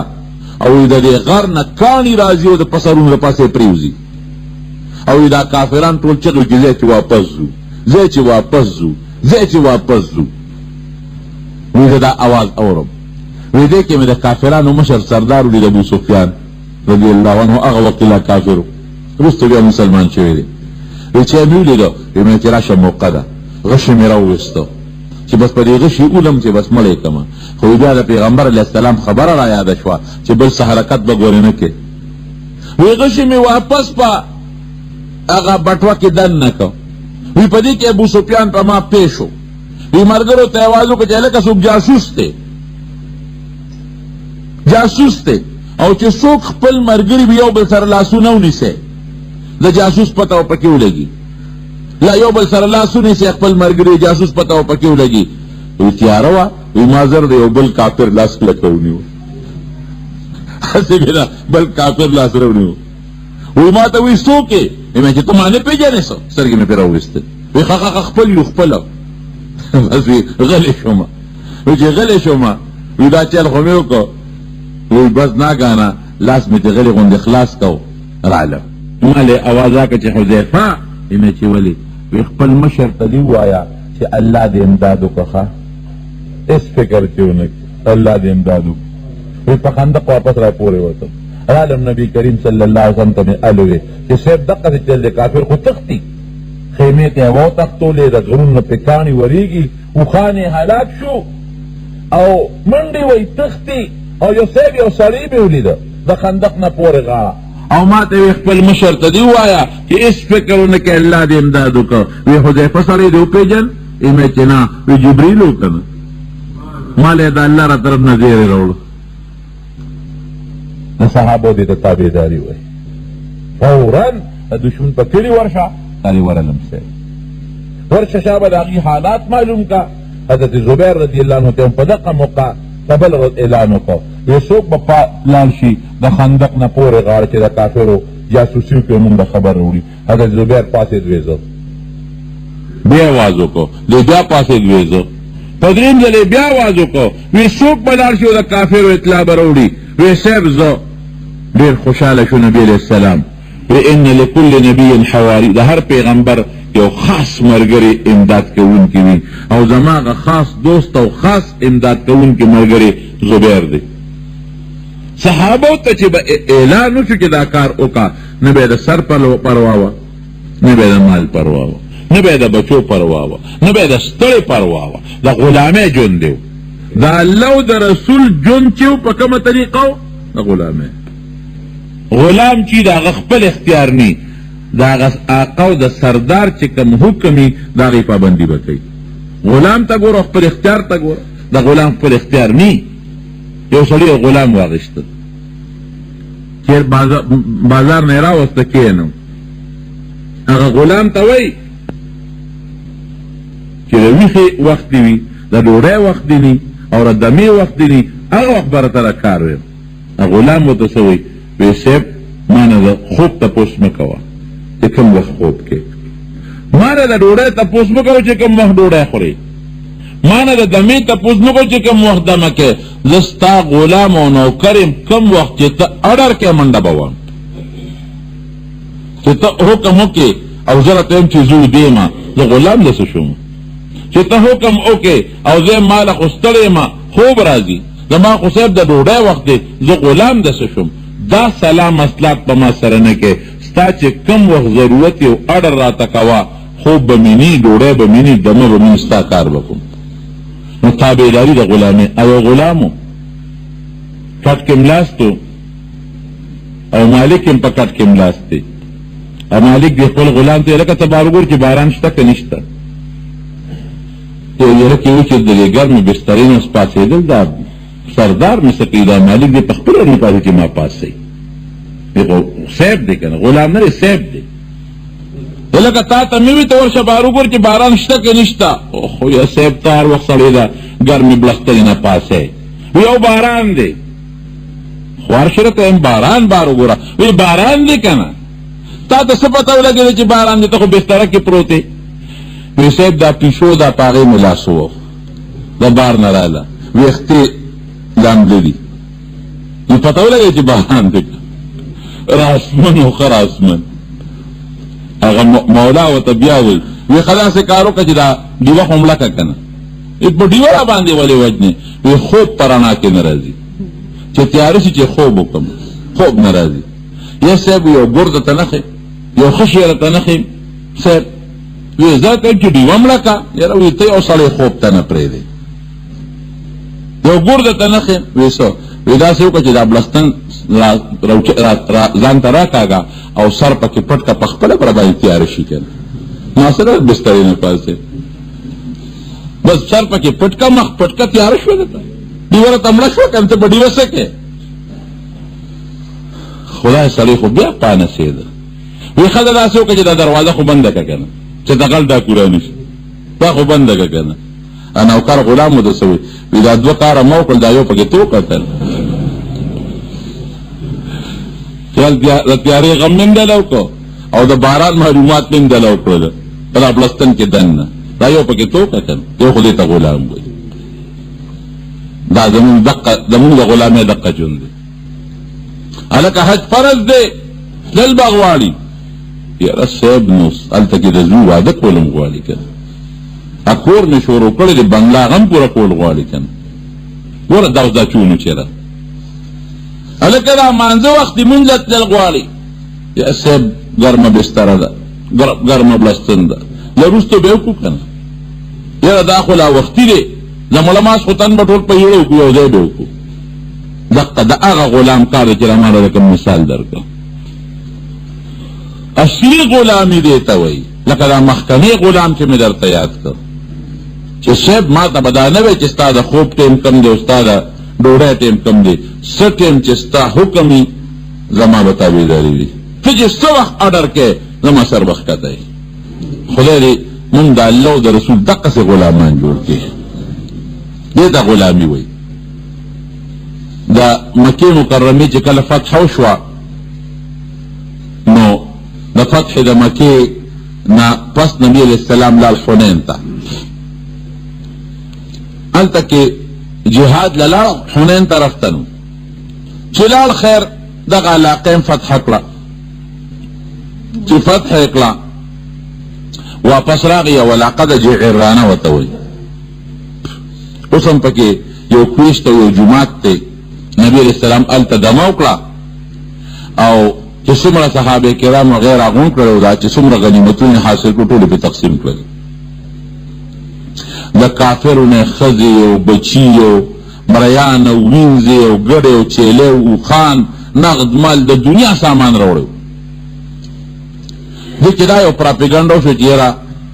دغه د حنین د علاقې چې کوم کافر دی هغه مسلمانېږي نبی علیہ السلام سور لسرد انتظار وتاو کو یره که دوی مسلمانان شو او دوی راغلل دا خپل مالونه بوله واپس ورکو قرآن لل چران لل نو پیغمبر علیہ السلام چې هغه کم مالونه وغیرو په صحابو تقسیم کړل چې تقسیم یې کړل د دې نه پس هغې راځي چران کېناست نبی علیہ السلام د یوسف مونږ خو توبه ویستو مسلمانان شو وی تاسو ته خو ما سور لسرد انتظار وکړو او تاسو رانلې اوس خو ما دا مالونه تقسیم کړل او هغه ستا د ښځې او بچي چې غنیمت ته امن په صحابو تقسیم کړی دي اوس به څه کوو وی صاحب مونږ خو مسلمانان یو وی ښه داسې وکړئ یو شیخ وخت کې یا دا ښځې او بچي خوښ کړئ چې دله واپس کړو او یا دا مالونه خوښ کړئ چې درته واپس کړم هغې وی مال دی در سره خو دا مونږ له خپلې ښځې او بچي راکړې اوس خو پیغمبر هم تقسیم کړي او د صحابو غنیمت و نو صحابه یې راغونډ کړل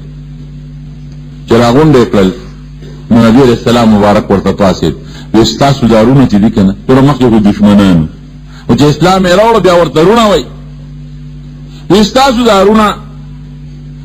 دا رالل او توبې ویستو مسلمانان شو او زما دا خوښه ده چې د دوی کوم غنیمت کې مونږ ښځې او بچي راوستي دا ورته واپس کوو نو که څوک یې دړه په خوشحالۍ واپس کوي هم راته ووایه او که څوک یې دړه په خوشحالۍ نه واپس کوي نو زه به ورسره دا وعده وکړم چې زه به د هغې بدل بیله وروسته به بل جهاد کې ورکړم خو هغې دې مې ورته واپس کړي ګوره ګران کار دی که نه بلا ښځې او بچي او صحابه مالکان اوسه د هغې غنیمت و صحابه اعلان وکړ وی صاحب دړنې ورته واپس کوو موږ ورته بلکل پې خوشحاله یو او دړنې واپس کوو بیا نبی علیہ السلام او فرمایل یره وی ممکن ده چې زما د مخ ښکاره تاسو حیا کوئ او دا خبره کوئ زه لاړ شئ خپلو خیمو ته او خپلو مشرانو سره صلاح و مصلحت وکړئ ستاسو مشران به راشي ما ته به ولوئ مشران یې سره صلاح وکړه مشران یې رالل او نبی علیہ السلام ته ووی وی صاحب زمونږ چې څومره کشران دي ټول په دې خوشحاله دي چې څه ستا فیصله ده مونږ ته منظور ده ورکړه دا غنیمتونه واپس نو پیغمبر علیہ السلام هغه غنیمتونه واپس کړل اوس په دغه موقع کې نبی علیہ السلام سمال حاصل کړو نو هغه تقسیمو نو کم کسان چې د مکې مکرمې نوي مسلمانان شوي نوي دا څلور او د پنځو ورځو چاله سلسلو خان ورکړل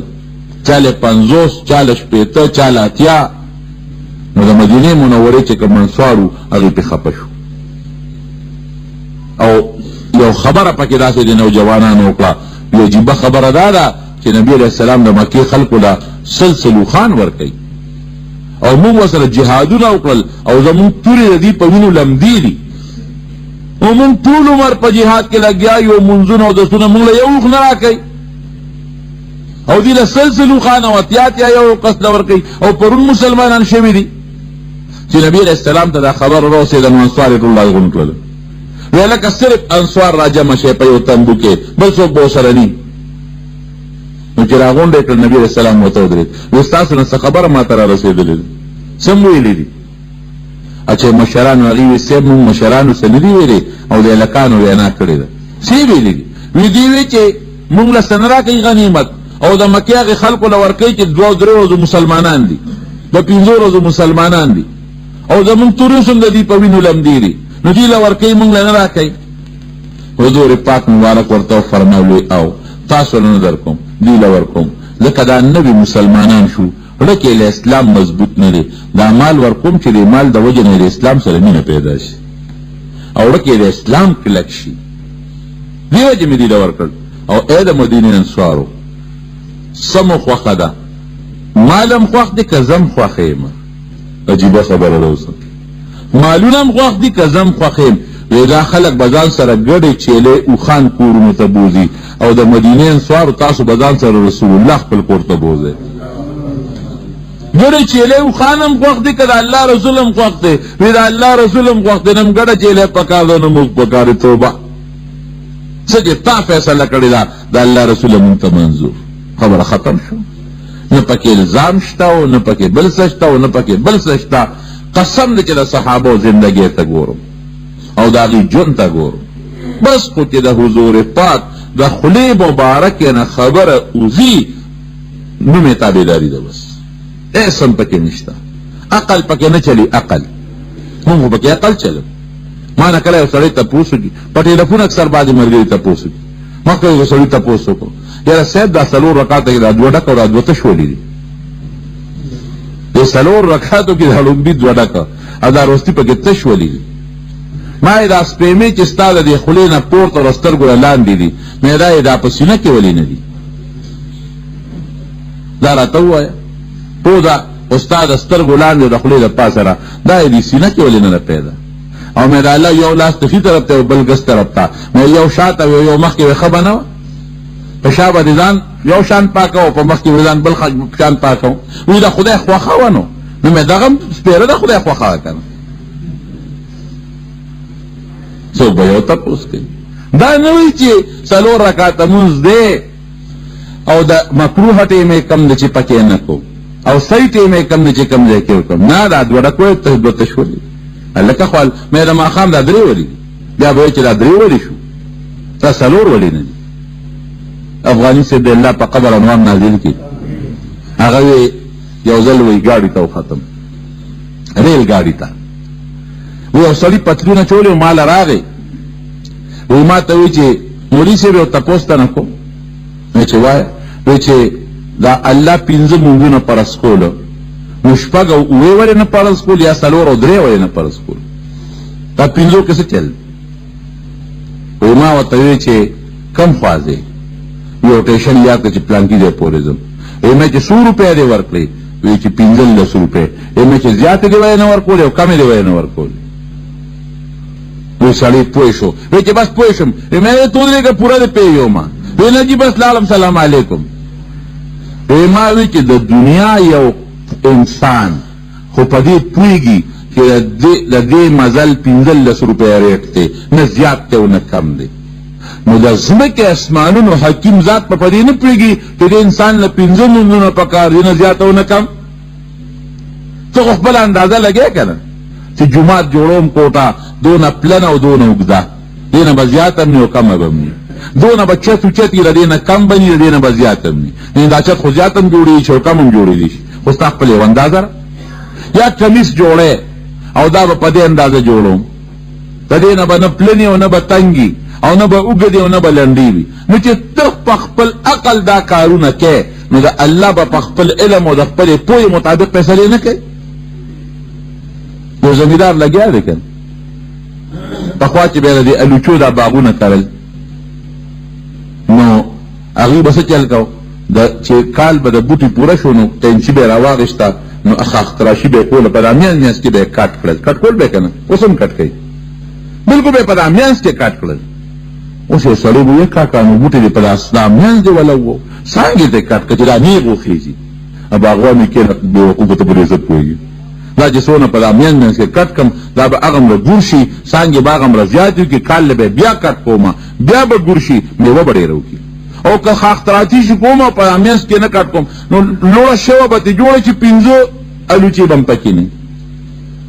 زه خو په دې پوهېږم زري ماهر خو په دې پوهېږي ته خو په دې پوهېږي چې جوار به کله کرې او غنم به کله کرې نو الله به په دې نه پوهېږي چې دا مونځونه څو پکار دي او د یو مونځ څو رکعاته پکار دي او قرت پکې سین پکار دی سجدې څومره پکار دی او قومې څومره پکار دي الله په خپل کار ښه پوهېږي که نو عقل برباد کړو شیخ الهند صاحب رحمت الله علیه د ماښام مونځ کو یو ځای کې مولانا محمود الحسن شیخ الهند رحمه الله چې ماښام مونځ کوي انسان دی د قرات جهر ته هېر شو